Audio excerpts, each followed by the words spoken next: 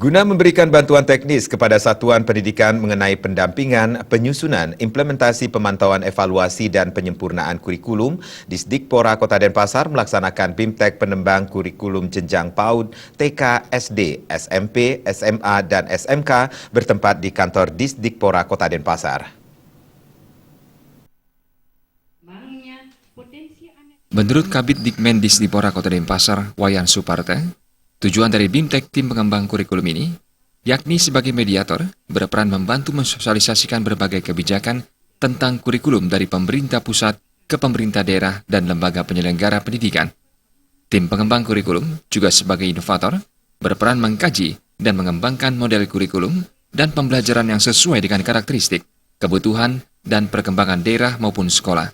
Wayan Suparte menegaskan, BIMTEK ini sangat penting guna kesiapan para pengelola dan pelaksana pendidikan Kota Denpasar dalam merancang, melaksanakan, meningkatkan berbagai bidang pendidikan dan program pendidikan, dan salah satu bidang pendidikan yang memegang peranan sangat penting untuk pengembangan kurikulum dan mutu pendidikan di Kota Denpasar.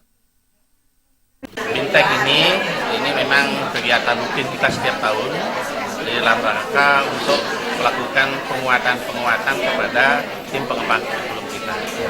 Nah, jadi tim pengembang kurikulum kita ini di lapangan, ya, jadi tugasnya itu adalah untuk melakukan pendampingan terhadap teman-teman guru yang ada di lapangan yang berkaitan dengan implementasi kurikulum 13.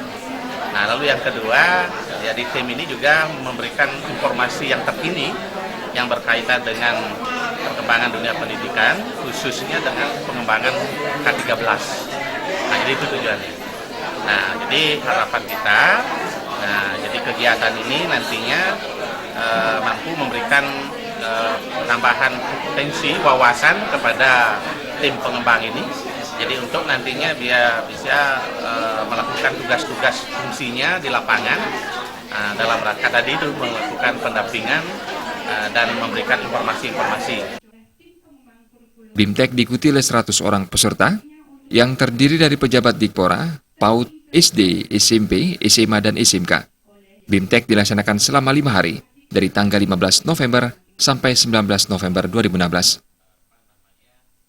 Adi Setiawan, Bali TV.